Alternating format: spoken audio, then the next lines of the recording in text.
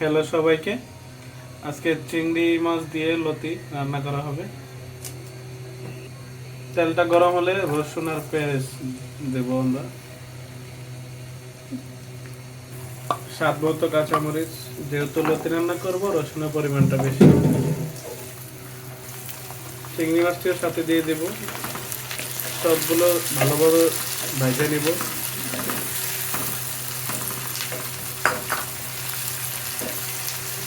লবণ দিতে হবে, স্বাদ মতো লবণ দিয়ে নাড়াচাড়া করে একসাথে মশলা দিয়ে দিলাম, হলুদের গুঁড়া, মরিচের গুঁড়া,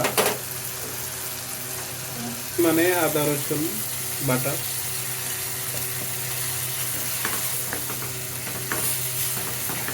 সবগুলো ভালোভাবে মিক্স করে নিতে হবে। সামান্য পরিমাণে পানি দিয়ে মশলা চিংড়ি মাছ ভালোভাবে কষিয়ে নিতে হবে।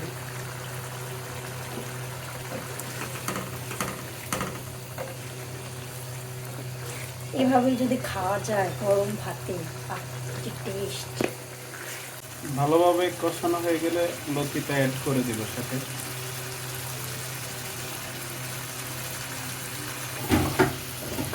লতি আর চিংড়ি মাছ ভালোভাবে মিক্স করে নিব।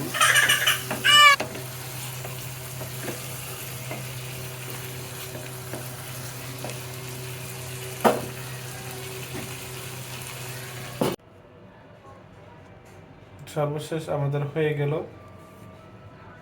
মজাদার চিংড়ি মাছ দিয়ে লতি। দেখেন কি সুন্দর চিংড়ি মাছ দিয়ে লতি।